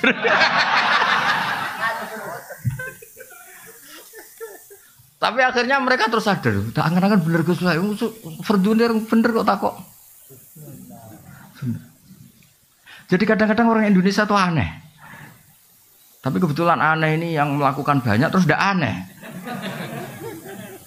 Tapi kita sebagai orang terpelajar itu harus mulai mikir. Gimana supaya kita ini diskusi Islam secara baik dan benar. Yaitu harus takdimul fardi alas sunnah. Harus prioritas itu. Jadi dulu ini ceritain kembali lagi ke tadi. Dulu zaman Nabi itu gampang. Ada orang Bedui tanya, ya Rasulullah, betul engkau Nabi? Itu kalimatnya kasar betul. Antal ladzi tas'umu. Tas'umu itu agak kasar. Kamu yang ngeklaim kalau kamu itu Nabi. Tas'umu itu klaim, bukan takulu. Tas'umu ngomongnya orang Arab. Engkau yang ngeklaim kalau diri kamu Nabi. Kata Nabi, iya. Kata. Betul, Allah nugaskan kamu. Iya, kata Nabi. Nabi masih datar, ya terus. Terus, apa ajaran Tuhan kepada kamu? Ya, kamu harus sholat 5 waktu. Itu tok. Iya. Itu tok lo ya. Iya, kata Nabi. Puasa Ramadan. Itu tok lo ya. Iya, kata Nabi. Zakat yang wajib ya, semuanya yang pas. Itu di depan Nabi ini yang saya pakai. Fa wala azitu ala dzalik wala angkus. Demi Allah saya Islamnya mau pas saja, enggak lebih enggak kurang. Terus kata Nabi, man sarrahu ayang zura ila rajulin min ahli jannah falyanzur ila hadza. Kalau kamu ingin melihat lelaki ahli surga ya orang ini, sing Islamnya pas itu. Makanya itu Imam Nawawi yang ngarang kitab Majmu' Syarahul Muhadzab itu. Kalau ada pendapat yang mengatakan witir itu wajib, saking khusyuknya orang sampai bilang witir itu wajib. Itu kata Imam Nawawi, semua pendapat itu tidak sah dan batal li hadisil a'robi katanya. Karena ada hadis dialeknya orang apa? A'robi. Jelas orang itu tanya, hal aliyya ghairuha ya Rasulullah, apa ada kewajiban lain di luar sholat 5 waktu itu? Kata Nabi, lah tidak. Kata Imam Nawawi, kalau kamu mau khusyuk saja, tidak usah wajib-wajibkan witir kata itu. Tetap yang wajib hanya sholat 5 waktu. Nah ini enggak tanya fadilahnya jamaah sholat. Kalau tanya malah tak jawab. Sholat fardu itu menurut Imam Ahmad itu jamaah itu syartun fi sihhati sholat, bukan sekedar pahala 25 atau 27. Riwayatnya kan 25 sama 27 sesuai kualitas apa jamaahnya. Itu menurut pendapat Imam Ahmad. Sholat jamaah itu syartun fi sihhati sholat. Untuk menjadi sholat sah itu harus berjamaah. Makanya alhamdulillah kita Syafi'i. Kalau Ahmad, wah masalah itu kamu. Alasannya masuk akal. Alasannya Imam Ahmad begini. Kewajiban itu bisa diukur dengan tingkat digugurkan kalau ada kondisi emergensi darurat. Sholat khauf, sholat ketika perang itu rumit apa enggak? Rumit kan? Ternyata oleh Allah tetap disuruh jamaah. Sampai kaifiahnya susah kan? Ya coba. Wa idza darba li salim antak in khiftum ayo sampai itu ketika kamu sholat wa idza qamtum faltakum ta'ifatun wal ya'khudhu aslifa idza sajadu falyakunu miwaraikum tus wal ta'ti ta'ifatun ukhra falyusul. Wes pokoke walhasil kaifiahnya tuh ruwetnya itu gantian. Dan itu tetap jamaah. Jadi kalau ada yang sujud, ada yang tetap berdiri jaga musuh. Kalau ada ini sudah berdiri, gantian itu yang sujud. Lam yusallu ma'aka fal wal kayak apa? Terus kata Imam Ahmad, kalau se-emergensi itu saja jamaah tidak digugurkan, maka apalagi kondisi normal. Kamu menang semua tuh, masuk akal pendapat Imam Ahmad tuh.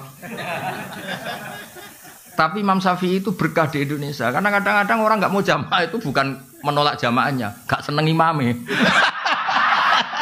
Wes, roh gue seneng, roh imamnya gue seneng, wes serat cocok. Lo apalagi ketua yayasan sudah ngerti kalau imamnya minta naik gaji, malah gak tertarik. Imam kok kedunya dari. Aduh. Makanya saya andekan orang-orang Hambali itu hidup, pasti saya cerita di Indonesia itu menolak jamaah bukan karena anti jamaah, itu nggak cocok sama imamnya. Di Indonesia itu imamnya gak kunut aja masalah. Yang kunut imamnya gak kunut juga masalah, atau sebaliknya juga masalah. Sekarang aja era modern, saya tuh sering makmum orang Muhammadiyah. Orang Muhammadiyah juga sekarang alhamdulillah sering makmum orang NU. Karena saya ngomong terus. Kalau kunut itu adalah NU, berarti Imam Syafi'i itu NU. Imam Abu Hanifah berarti Muhammadiyah. Padahal Muhammad Ismail itu dulu Imam Hanafi, dulu Imam Syafi'i. Mana buktinya kalau Imam Syafi'i punya Kartanu itu? Kan tidak ada buktinya. Boyo biasa aja dari awal kan dua-duanya sepakat kalau itu masalah sunat atau tidak sunat kan, tidak masalah rukun kan. Tapi saya pernah dibantah oleh Banser. Ini memang enggak, saya tahu Gus kalau itu sunat, tapi ini identitas. Repot ini kan identitas kalau enggak kunut tuh bisa masalah itu. Ya sudah, tapi ya kalau kita yang nekuni ilmu ya biasa aja. Kalau kita yang nekuni ilmu ya biasa aja. Jadi saya mohon karena Unisma ini kan biasanya bacanya Unisma apa Zunisma? Oh ini ya sudah berarti sudah Indonesia banget ini. Saya tuh masih menangi orang baca Zunisma, Zui karena setengah Indonesia setengah rodok mampu Inggris itu. Sekarang sudah diterbitkan ya, sudah muni U semua ya. Unisma. Tapi kalau di UI itu masih asing bilang U itu, karena kelamaan bilang Zui gitu. Kalau Indonesia sudah fase semua U ya. Tapi saya dulu dengarnya ya Zunisma sama ya. Berarti sudah Indonesia. Ya jadi jelas ya lewat ngaji ini bahwa struktural dan kultural tidak harus dipertentangkan. Ya supaya Islam Indonesia itu khazanahnya apa luas karena nggak mungkin orang tanya itu dari Pak Rektor tadi bisa melewati 3. Ya sama yang kultural juga gak usah hasut sama yang struktural karena yang struktural kan gaya kan ngurusi Islam sambil mau bawa mobil dinas. Yang struktural, yang kultural tuh kasihan dari sawah mencangkul langsung ngajar madrasah.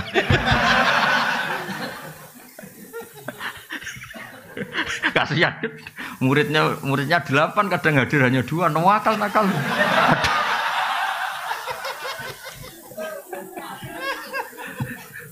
Tapi itu yang menjadikan orang Indonesia tahu Islam. Makanya saya setuju sama doa-doa. Makanya doa kita itu walil mu'minin al mu'minat itu semuanya didoakan. Karena yang terlibat membesarkan Islam, menghidupkan Islam itu semuanya, bukan kita tok. Ya semuanya bukan kita tok. Saya sering ditanya di pedalaman Kalimantan. Saya ini di pedalaman Kalimantan, wajib Jumatan enggak? Ya secara fikih enggak wajib karena belum perkampungan. Masalahnya jamaah saya itu jamaah ngaji, kalau dijak sholat duhur gak mau. Jumat kok duhur. Aneh kan, hari Jumat kok duhur. Ya sudah kalau gitu Jumatan. Katanya tadi gak wajib. Lah dia ini rodok santri, semeneng nak wajib terus rasido gitu. Tapi jamaahnya gak mau. Masa Jumat kok duhur gitu. Makanya alhamdulillah madhab-madhab yang Jumatan harus orang 40 harus gini-gini di Indonesia alhamdulillah tidak melaku, tidak jalan karena kampung-kampung terpencil yang komunitasnya baru 20 mintanya juga Jumatan. Makanya kita cari-carikan dalil gimana. Lah saya termasuk kiai yang ahli nyari dalil-dalil yang tidak. Karena kasihan memang kebutuhannya Jumatan. Masa Jumat kok duhur. Ya udah Jumatan. Dalilnya udah bagian saya yang nyari atau. Masa ini kan kiai baik, jadi pokoknya yang gitu-gitu tak cariin itu. Ya jadi kadang-kadang kita butuh. Saya pernah lagi ada Jumatan betul, saya itu mau ke Jogja. Kebetulan dulu saya pakai bis ban double. Karena saya ini kan termasuk orang soleh lah, jadi ada Jumatan berhentilah daripada duhur ya sama Jumatan berhenti. Padahal pakai bis, enggak pakai mobil pribadi. Tahun berapa? Sekitar tahun 97 atau 98. Jumatan di satu kampung itu orangnya itu enggak ada 20. Imamnya itu kalau baca Fatihah kayak orang mau melahirkan. Perjuangannya. Susahnya itu. Iya, kuana semuanya itu. Saya itu bawa santri 2 kebetulan sudah tamat alias, sudah pinter. Mengajinya sudah mahali. Dia ikut saya di Jogja itu karena sorogan kitab mahali. Padahal kitab mahali itu kasnya di atas Fathul Mu'in. Sudah termasuk kitab besar lah. Di Al-Azhar itu mahali sudah untuk gelar apa doktoral fikihnya. Dia mondok saya di Jogja itu karena ngaji kitab apa? Mahali. Singkat cerita santri saya 2 itu. Gus, kok jenengan ndak iadah? Nak kon gak mantep iadah. 2 santri saya itu iadah, saya ada. Ditanya saya. Kenapa Gus ndak iadah? Aku sing manusia, saya yang manusia aja gak tega mau tidak ngesahkan itu.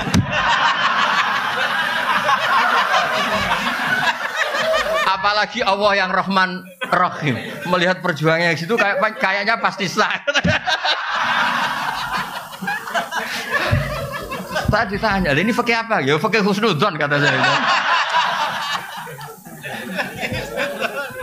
Padahal sebetulnya saya itu punya madhab-madhab Hanafi untuk mengesahkan yang seperti itu. Tapi saya tetap guyon ini fikih husnudzon. Karena kalau saya iada itu kan semi suudzon, kalau sholat itu enggak sah. Jadi kamu itu benar secara fikih, tapi nanti dihisab karena suudzon. Karena kamu sampai iada itu menganggap itu tidak sah. Lah saya ini husnudzon tapi agak-agak syafi'i karena sebetulnya memang secara syafi'i harus iada. Saya kali ini agak-agak Hanafi kata saya. Tapi demi menghormati perjuangan tadi. Saya bilang tadi, saya yang manusia saja enggak mentolo mau tidak ngesahkan melihat perjuangannya gitu. Apalagi Allah yang Rahman Rahim. Maksud saya cerita ini supaya yang jadi tokoh lah di masyarakat bacanya banyak. Kayak saya itu ya baca kitab Mizan Kubro, baca kitab-kitab khilaf-khilaf. Bukan untuk tatabbu rukhas, mencari yang gampang. Kita ini punya umat banyak dan sebagian memang enggak ngerti apa. Kalau kita bilang-bilang enggak sah terus itu kan kasihan. Ya kan orang awam tuh kalau mau rukuk ada noto saronge itu, kamu itu ubah 3 kali itu enggak sah, kan jadi ribet. Ya semangat ya muni rasa itu kan. Mbok ngaji itu yang luas itu sehingga bacaannya banyak. Makanya saya tuh ngadepi orang Junisme apa tenang saja. Bukan karena cuma bukan. Ketoknya sinaune akeh aku dari tenang. Ini bukan urusan sombong tapi urusan profesional apa? Supaya jelas itu apa? Aturan mainnya itu jelas. Jadi enggak boleh orang itu bener bapak tadi kalau nasihati saya. Iku tawadhu ora tanggung. Itu bapak saya. Jadi kalau ada orang alim kok enggak ngajar atau mau apa sungkan. Itu tawaduk enggak tanggung. Jadi karena bedanya tipis ya. Ada kejadian kebalikannya, orang sudah sopo imami aja dibopong, diangkat. Alasannya beliau itu istiqomah. Alasannya karena mulai muda sampai tua itu jadi imam masjid. Itu berhentinya jadi imam masjid padahal dibopong. Kalau mau khutbah itu dibopong, diangkat 2 orang, 3 orang ke mihrab itu. Marinya itu dia berhenti dari masjid itu digojlok bapak. Iku istiqomah tak mau digenti. Terus sama bapak digojlok. Alumni pondok Didi nganggur gara-gara kiai-kiai kok jenengan. Maksudnya enggak ada regenerasi. Jadi kan beda tipis antara istiqomah sama enggak mau. Jadi makanya dunia itu harus ada diskusi. Ternyata tawaduk sama enggak tanggung jawab itu ya tipis. Istiqomah sama enggak mau diganti itu ya tipis. Nggih ngoten mawon nanti diskusi sak kadare nggih tanya jawab sak kadare. Sementing aja ibu-ibu, ibu-ibu tanya rektornya saja nanti. Nggih wassalamualaikum warahmatullahi wabarakatuh. 2 aja ya. Nggih. 2 aja kalau. Monggo. Ya ini yang 3 Gus yang angkat tangan. Nggih monggo berurutan mawon. Pak Afif, Gus Torik sama Pak Afif.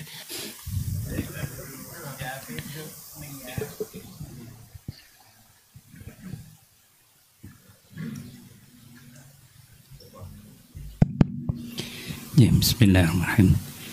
Matur suwun atas waktu yang diberikan. Ada 2 pertanyaan, Gus. Belum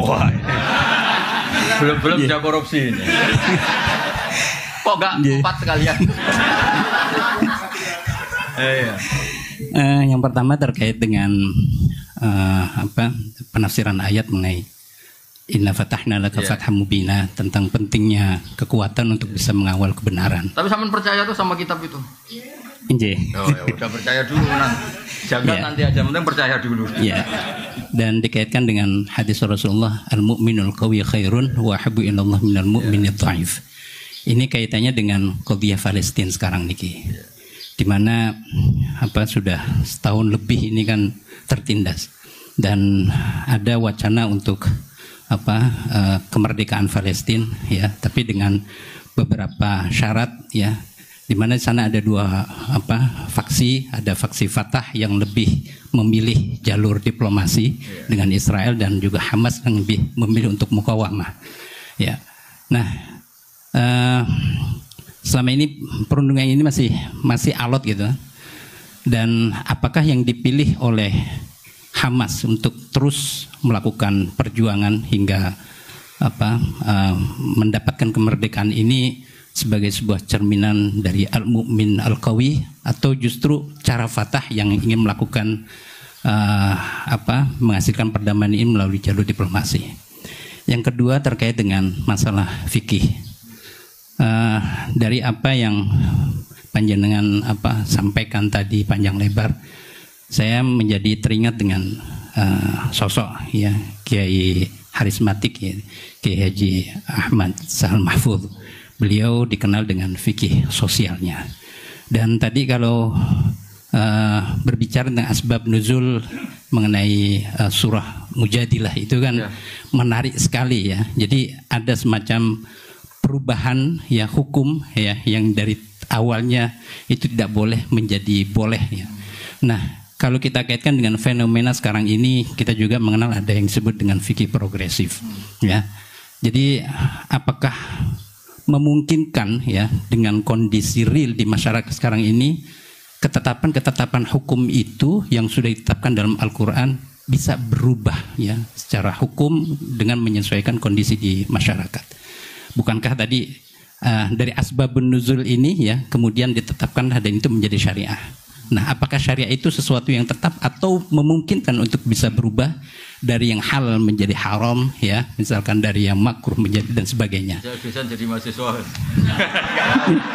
Gak mau kalau contohnya. Ya, matur suwun Gus. Dua pertanyaan Gus. Ya. Yang kedua monggo Gus Torik biar berurutan. Assalamualaikum warahmatullahi wabarakatuh. Ini namanya siapa tadi? Afif. Pak Afif. Afifullah atau Afifuddin? Afifullah.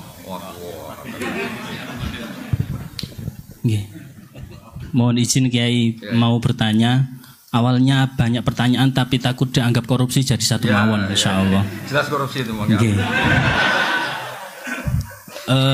Karena Universitas Islam Malang itu ada Islamnya, maka biasanya ngomongnya sama rektor. Ada banyak sekali kajian-kajian fikih di dalamnya. Dan dalam kajian fikih kami itu ada kajian fikih as'ilah farodiyah. Jadi segala macam persoalan yang diawali dengan huruf lau, andai gini gitu. Teringat tadi ada kisahnya Handolah, kemudian ada yang ini jima dan lain sebagainya. Ada satu soal farodi yang mungkin niki kami butuh pencerahan dari Bapak Kiai. Butuh pengkhayalan kamu. Mboten. Jadi Kanjeng Nabi niku dawuh wa fi bud'i ahadikum shadaqah. Jadi kalau mau sedekah itu enggak harus pakai uang, bahkan memberi nafkah batin kepada istri itu juga termasuk ibadah sedekah ngoten. Istrinya mau ya. Oke. Nah, ada soal farodhi niku ngenten. Itu kan ngasih nafkah batin ke istri kan ibadah. Kemudian mendengarkan rekaman. Kalau istrinya nolak berarti nolak ibadah ya maksudnya. Mboten. Farodhinya ngenten Yai. Ngasih ibadah, ngasih nafkah batin kepada istri itu ibadah. Nah, kemudian mendengarkan murotal kaset itu juga ibadah. Kalau saya memberikan nafkah batin sambil mendengarkan murotal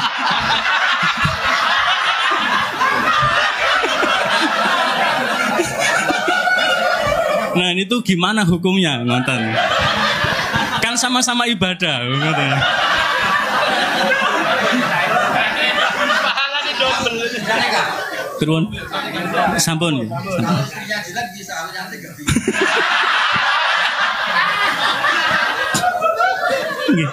Kemudian sub pertanyaannya lagi, apakah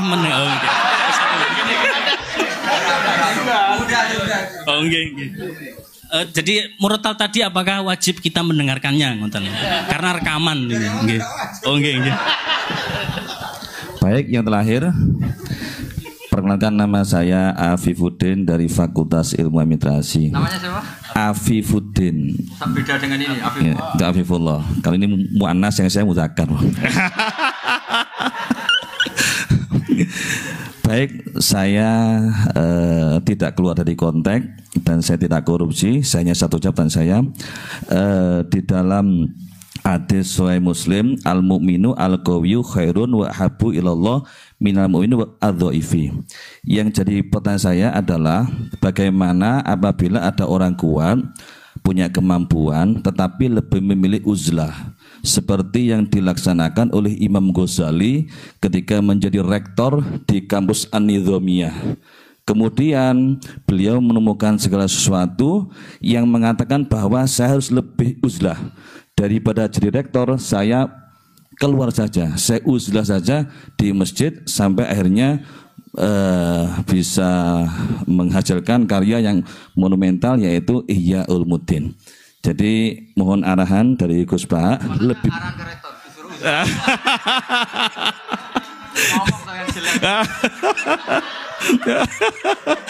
maksudnya ini uzlah, kamu yang rektor.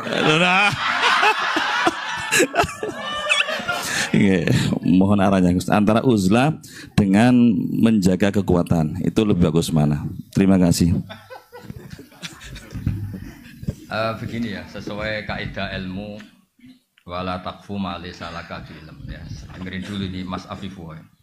Sebetulnya masalah Hamas Fatah itu setahu-tahunya kita itu lewat media. Saya ulang lagi, setahu-tahunya kita ini lewat media. Kita nggak tahu persisnya. Yang kita tahu hanya persisnya secara hukum, kita harus bantu Palestina dengan segala cara. Dan alhamdulillah Indonesia termasuk negara yang mulai zaman Pak Karno sampai sekarang selalu mengakui kemerdekaan Palestina. Tapi kalau pada level teknis membandingkan Hamas dengan Fatah, saya itu pernah punya buku tentang Yasir Arafat. Ditulis wawancara, penulisnya itu wawancara dengan Yasir Arafat. Kalau baca itu seakan-akan yang masuk akal ya Fatah lewat diplomasi. Tapi melihat sekarang Israel begitu seakan-akan Hamas yang masuk akal. Tapi saya ulang lagi, hal-hal seperti itu setahu-tahunya kita tetap lewat media. Itu kan sama dengan fenomena ormas-ormas keras di seluruh dunia. Kadang-kadang nyun sewu ada penumpang gelapnya yang sedang nggak suka pejabat yang sedang jabat. Jadi tidak, ini bukan urusan sudon dan sudon, sama-sama acak secara ilmu itu potensi itu ada. Makanya kita nyari ilmu yang paling aman, bahwa membela dengan segala kemampuan yang tidak punya efek ke Indonesia itu wajib. Tapi dengan syarat tidak punya efek ke Indonesia. Karena kita bela Indonesia itu berdoain, karena ini negara kita, bela mereka itu sudah berdikifayah. Punya efek ke Indonesia misalnya gara-gara rakyat Indonesia itu terlalu aktif, mungkin terjadi objek sasaran mereka. Kan berarti kan punya akibat ke Indonesia. Terus Qawi itu bisa Qawi visioner. Saya beri contoh, dan ini pasti benar.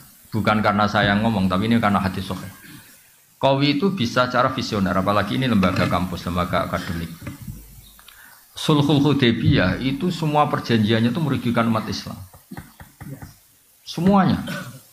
Sampai saking secara fikih itu pasti salah. Saya ulang lagi, secara fikih itu pasti salah. Bukan mungkin salah, tapi pasti salah. Secara fikih lah. Itu sampai Umar tuh tanyanya Nabi itu dari awal sudah. Alastabi Rasulillah, apa engkau masih Rasulullah? Karena kok semua perjanjian yang merugikan umat Islam kau iakan? Apakah engkau masih Rasulullah? Dan Nabi itu tenang. Ya, saya masih Rasulullah. Nabi ya santai, tidak marah. Tapi kenapa engkau beri kehinaan ke kita dan engkau memberi kehormatan pada orang kafir? Jawabnya Nabi, ana Rasulullah wala yudai adillahu abadan. Saya ini tetap Rasulullah. Itu diantara perjanjian gini, kalau orang Islam masuk kafir itu suruh biarin karena kembali ke habitat. Karena Islam itu asal usulnya kafir, sehingga kalau masuk kafir disuruh biarin. Kalau kafir ke Islam harus dikembalikan karena ini bid'ah. Loh betul, Abu Jahal kalau ngistilahkan Islam itu ila dinin mubtada'in, agama yang apa? Bid'ah. Semua itu merugikan umat Islam. Terus Nabi hanya minta, sudah turutin semua. Terus kamu minta apa Muhammad? Dari pihak kafir namanya Suhail bin Amr. Saya minta ruang diskusi tentang Islam dan kafir itu dibuka seluas-luasnya. Dan tidak ada halangan. Diskusi terbuka. Oh enggak masalah Muhammad, diskusi saja. Itu perjanjiannya 10 tahun. Hudnah itu genjatan senjata.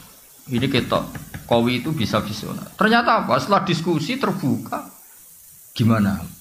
Tuhan satu sama banyak itu rasional mana? Ya rasional satu, masa Tuhan dengan Lata Uzza rasional? Ya rasional Allah. Lata Uzza kok Tuhan gimana? Dia hanya batu ini. Kalau Abu Jahal sama Muhammad bener, Muhammad Abu Jahal ora tahu bener. Walhasil semua diskusi itu akhirnya mereka menyimpulkan dari diri mereka sendiri kalau mereka itu alal batil. Gak sampai 2 tahun mayoritas orang Mekah itu menyatakan Islam. Itu kata sarah-sarah hadis Nabi itu coro sekarang menyelipkan satu hal yang nanti positif selamanya. Mergo Nabi pede. Kalau diskusi itu terbuka, pasti orang tahu mana yang hak, mana yang batil. Ya sama, ada orang yang mengusulkan kalau Palestina itu masuk komunitas internasional dengan cara diplomatik. Sekarang misalnya Perancis sudah ngakui. Dunia itu pasti menolak kebiadaban. Soal waktunya terserah Allah, tapi tetap trennya itu menolak kebiadaban. Jadi itu pentingnya Qawi secara visioner. Kayak tadi yang saya utarakan tadi. Saya ini manusia, saya tentu punya nafsu, punya selera, punya keinginan. Tapi sudah saya hitung.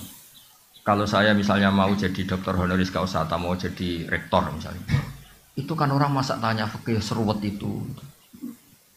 Tapi kalau ada yang kultural kan kayak jenengan gini, ujung-ujung pengen ngaji di saya, terus ngaji itu aja. Coba kalau ngaji di rektor, cari itu dosen yang ahli itu, yang bagian itu, ayo wajar. Enaknya jadi rektor kan, kalahnya sama ketua yayasan. Coba kalau Islam gitu mau dikemanakan ya? Tapi ya kita butuh. Karena yang jadi menteri tentu yang punya gelar, yang jadi Qawi itu bisa Qawi secara apa? Bisa. Terus contoh menaik di Uni Soviet, Mas Afifullah. Saya punya teman banyak yang kerja di sana. Saya kan karena kerja di Jogja punya teman yang kerja di Jerman di mana-mana. Itu cerita.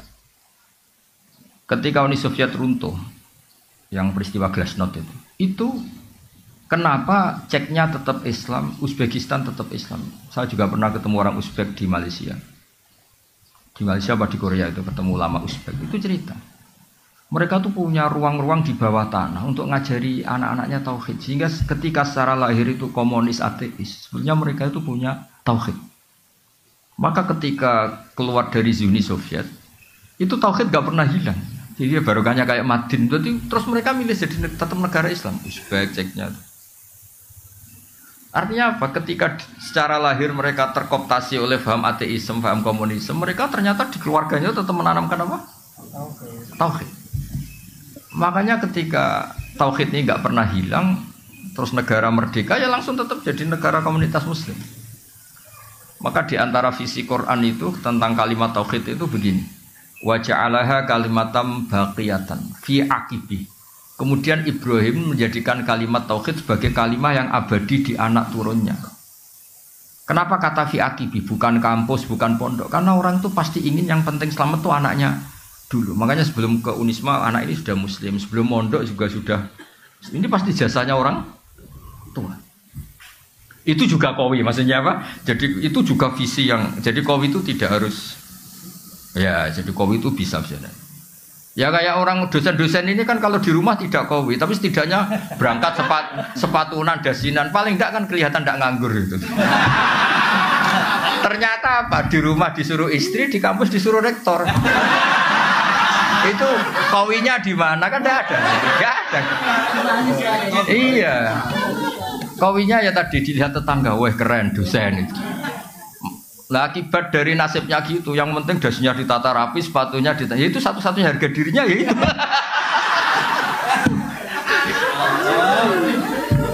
Itu juga Qawi gitu loh. Kan lumayan, ada tahapan hidup gak dianggap pengang. Jangan tanya penghasilan, yang penting gak nganggur dulu rutanya. Lu tahu ada orang sering marah sama istrinya, sampai mempertimbangkan mau dicerai. Itu gak cerainya karena tanya saya, Gus, istri saya kebangetan pas saya cerai. Status kamu punya istri sudah keren karena tidak jomblo. Kalau kamu ceraikan tidak keren, jenenge dudo. Yo, tangan-tangan tetap untung. Tangan-tangan punya istri tetap untung. Karena ini dudo ya ora kepenak kata saya. Ya kecuali istri kamu yang menceraikan lewat Rafa, gimana lagi gitu. Terus tadi yang dari jenengan tanya apa tadi? Murotal itu. Kalau ngawur terus dikira-kira. Maksud saya gini, ngawur, tanyakan pakar psikologi. Memangnya mungkin Orang sengawur kamu nikmati istri kemudian iya, makanya saya tadi bilang kalau istri kamu cantik itu mungkin pertanyaan itu tidak muncul.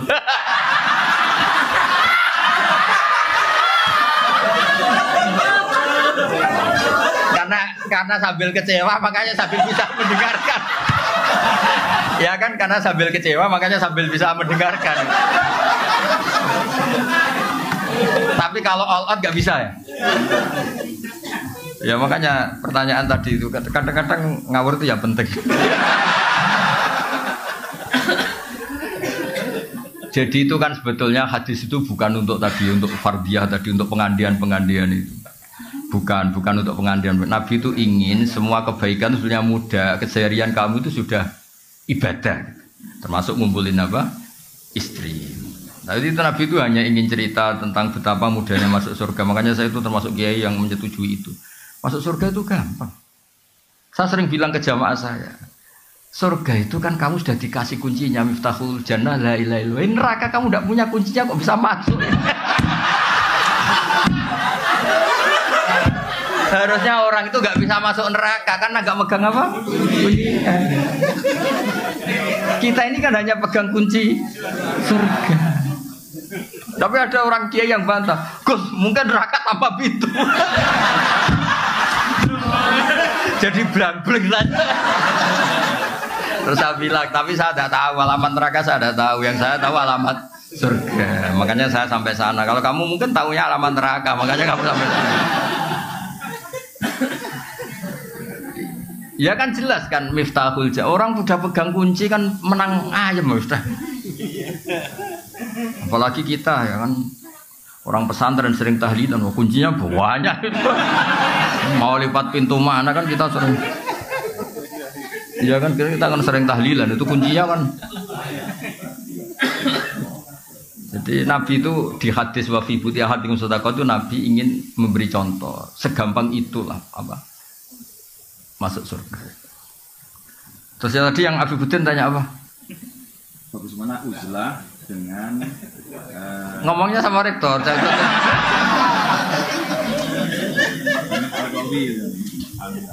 Saya termasuk yang sudah uzlah, tapi tadi karena tetap punya kesadaran kitmanul ilmi itu dosa dan tabligh itu wajib. Makanya tak genti, saya ngaji Rebo itu ya kayak saya nemuin jenengan.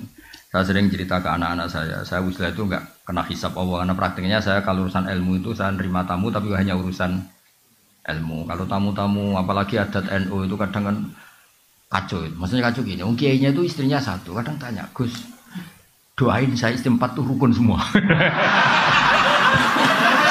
Aduh. Terus ada kiainya tuh karuan miskin, nggak punya pom. Saya sering punya tamu, Gus saya ini punya pom 2, doain laku semua. Itu kan bikin kiainya ngetes, kiainya saya nggak punya pom. Saya itu termasuk kenapa gak terima tamu itu dosanya tamu-tamu yang ngawur-ngawur itu termasuk.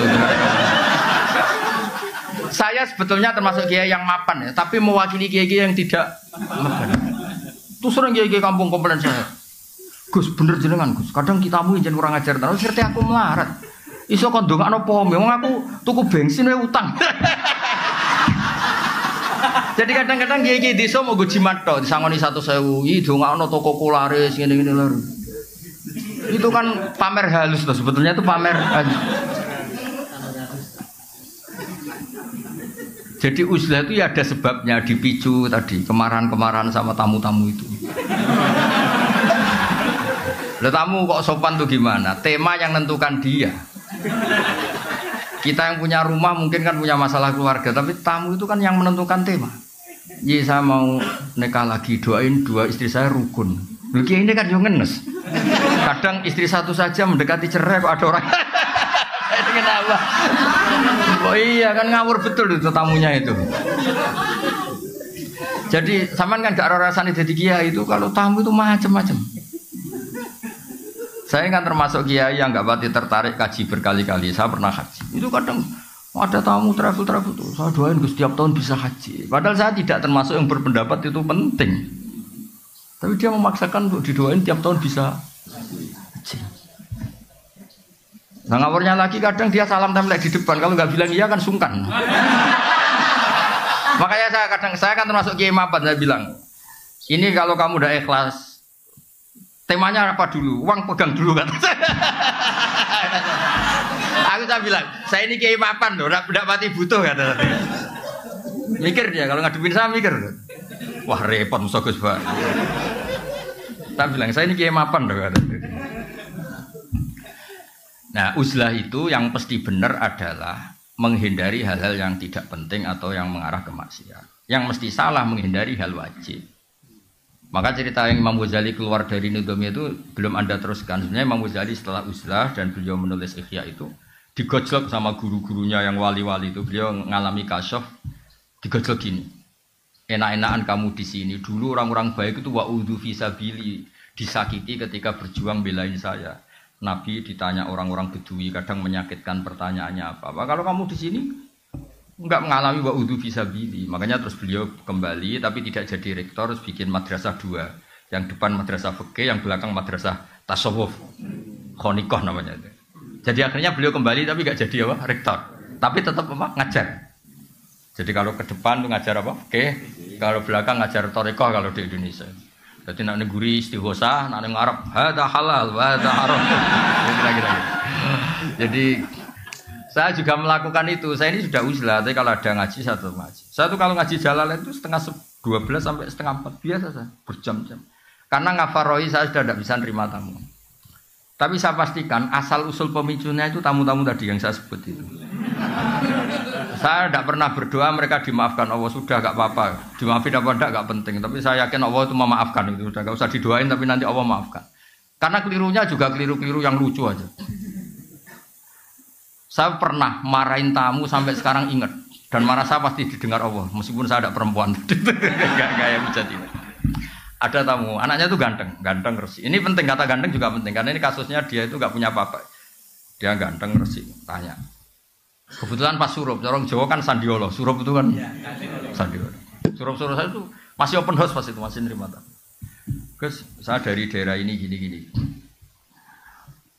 Kebetulan orang Padi yang sekarang baru rame itu, kebetulan dia orang Padi. Tapi ya kebetulan aja. Gus, gimana hukumnya lelaki yang marah sama istrinya terus bilang kamu itu tidak istri saya? Saya pertama masih datar. Sekitar tahun 2006 kalau kan, masih terbuka. Bapak baru wafat. Saya ngiyai kan baru 2005, ngiyai beneran resmi itu. Bapak wafat 2005, terus belum wafat beliau ke Jogja minta saya pulang. Jadi bapak saya itu meninggalnya tertib sekali.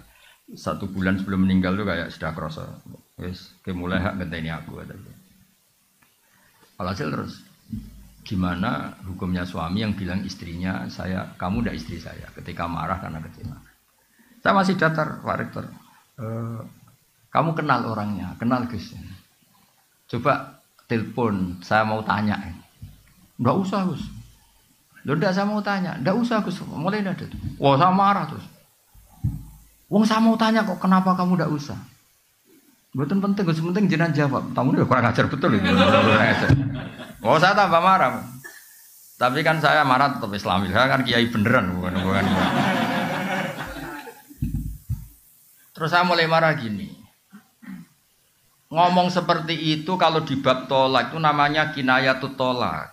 Kalau kinayah itu butuh niat, maka saya konfirmasi ke orangnya niatnya itu cerai apa enggak. Karena kalimat itu kalimat apa? Kinayah itu butuh niat, makanya mau saya tanyakan orangnya. Ternyata apa dia bilang? Niku kulo. Terus dia cerita, saya ini santri ganteng Gus, entuk neng. Jadi saya itu getun ngomong gitu, karena saya jadi Gus ya karena dapat dia. Jadi dia bilang, saya santri ganteng terus dapat nengnya.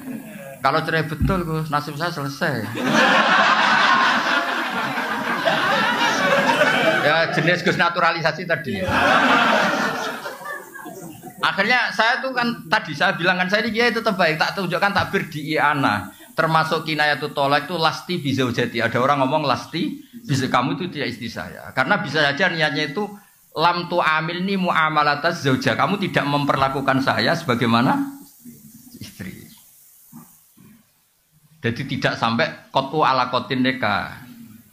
Ya seperti terus di yana dicontohkan kama qala rajulu libnihi lasta bibni. Ada orang lelaki marah, kowe ora anakku, maksudnya ora anakku. Wong kok mangkel wong tua. Tapi kan dia juga gak ingin kalau anaknya kabur kan. Ketika kamu bilang kamu tidak istri saya itu ingin kamu apa? Ya ben ngergani kula kok ora kok sampai apa? Cerai. Ya berarti tidak cerai itu masih kinaya. Itu jubalin nek kelakuan ngono wae. Ngel-ngelo wong ngandani wong ora oleh nelpon bener. Ngapunten buahmu.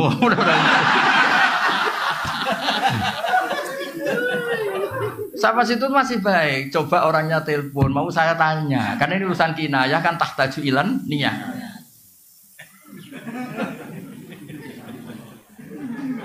Dia mboten usah Gus, dia malah menggurui saya. Ndak usah Gus. Ndak usah gimana? Ndak usah Gus. Saya akhirnya nerangkan lafadz itu kinayah. Jadi saya butuh konfirmasi niatnya gimana. Telah gini ngaku niku kula. Andai kan sudah peristiwa rame ini di TV, dasar wong padi gitu. Untung belum rame yang sekarang itu. Wah, akhirnya ya terus ada adzan maghrib, udah pulang-pulang, takok wae suruh ribet teman. Jadi maksud saya tadi ya, saya mohon yang di Sulisma yang nekuni fikih itu kalau perlu gajinya dinaikkan Pak Rektor yang nekuni. Karena sudah pakai nama I itu apa? Ya kan sudah pakai nama apa? Islam. I itu kan kasihan I-nya kalau. Terus saya mohon tema yang diangkat yang sering itu yang berdoa ini kayak tadi sahnya tolak tidak, karena ini penting. Kadang-kadang karena kampus itu urusan kampus besar, terus temanya itu global, di dalamnya enggak. Kadang-kadang kan ya tadi gimana fenomena Wahabi, Salafi, Syiah itu berapa kelompoknya. Dia ngerti Syiah itu organnya gini-gini, terus Wahabi gini. Di kampungnya dia enggak siapa. Tahlil RT aja enggak laku dia. Itu akhirnya dia tidak punya kemampuan dakwah, sebenarnya tidak bilisani kaum ini. Makanya saya di mana-mana tetap berpakaian gini supaya menunjukkan bahwa Nabi dulu itu ngakui pakaian-pakaian setempat. Dulu sahabat yang dari Habsyi, ya dari kayak Bilal itu kan dari Habasyah, tetap gaya apa? Habasyah yang apa? Makanya wa ma arsalna mir rasulin illa bilisani apa? Kaum. Sehingga kadang-kadang Nabi itu pakai bahasa yang ke Jawa itu tidak siap. Misalnya Nabi kalau ngandani orang nyun sewu kadang bilang wailak waihak. Di bahasa Arab itu biasa. Tapi ke Jawa nak mana nih kan bingung. Nabi itu orangnya sopan kok bilang wailak waihak. Itu kultur. Kultur itu nggak bisa diterjemahkan tuh sopan apa nggak sopan kultur. Kayak orang Jawa Timur kalau orang Jogja bilang saya itu nggak siap. Itu Gus ketemu orang Jawa Timur. Masa ketemu kanjeng? Loh, kon aja urip toh. Itu coba kalau bayangkan kalau ada itu orang Jogja kan aneh betul bahasa itu. Saya itu kan lama kerja di Jogja. Saya punya teman di kantor itu rata-rata orang Jogja, ada orang Jawa Timur. Wah, itu mesti gak sambung. Lho bojomu cek iki orang Bu Ijo loh. Itu di Jawa Timur gak tersinggung ya? Iya, biasa kan lagi. Dia pertombokan iya. Ya di Arab ya sama kira-kira bayangkan gitu. Wailak waihak itu enggak perlu diartikan sopan tidak sopan. Loh Nabi itu pernah ya bilang gini, bukankah orang masuk neraka itu karena lisannya? Itu orang Arab protes. Masa Nabi karena omongan saja kok masuk apa? Zaman itu awal-awal Islam. Nabi ngendikan apa? Sakilat ka umuk. Cek siale mbok mudi anak kowe ora pahaman. Jelas di semua itu kalimatnya Nabi sakilat ka umuk. Cek siale mbok mudi anak kowe gak pahaman. Tapi tadi yang kultur itu kata ulama-ulama enggak usah dianalisis ini sopan apa tidak. Sopan karena kultur tertentu begitu. Apa meneh jenenge wong belah orang-orang laut itu kadang misal itu kayak salam ngono. Ya, kalau orang Jawa Timur paham sekali guys ya. Ini kan pura-pura khusyuk semua. Ya kan biasa kan? Betul, apalagi Surabaya. Loh, kadang. Iya mau sok misal kancane kayak salam.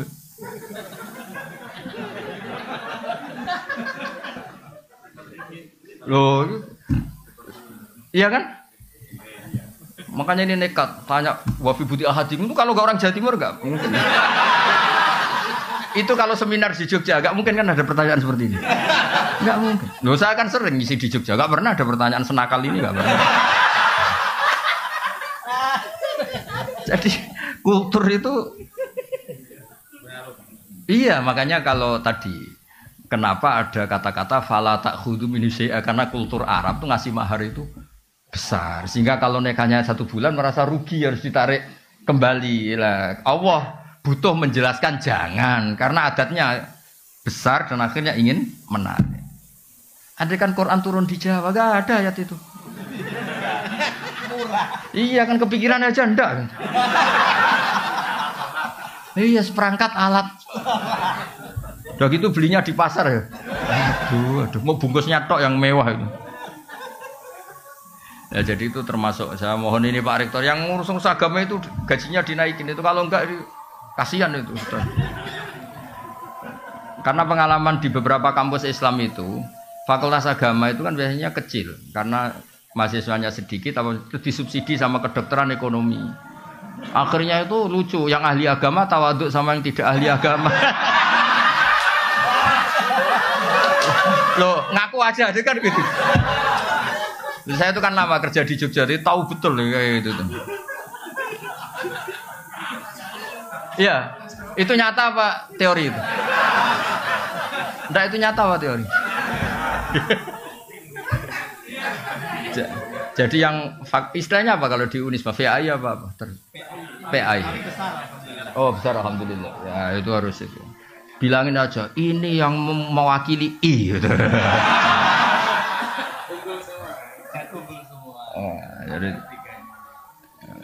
Jadi harus serius itu sangat.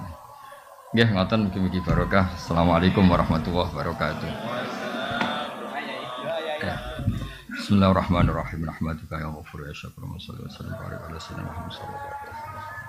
Allahumma barik lana fi ta'allumina wa ta'allimna ma'akhatina barik lana fi kulli harakatina wa sakanatina wa inna ya wala dzikrika wa syukrika husni ibadatik. Allahumma ya Allah innaka ta'lamu sirrana wa alaniyatina faqbal ma'dziratana ta'lamu hajatina fadil wa min al-salihina wa syukur qalbina kunan sadana barik lana ya fi kulli harakatina wa sakanatina ya Allah Rabbana atina fid dunya hasanah wa fil akhirati hasanah wa qina adzabannar. Sallallahu alaihi wasallam Muhammad sallallahu alaihi wasallam. Subhana rabbika rabbil izzati amma yasifun wa salamun alal mursalin. Alhamdulillahirabbil alamin.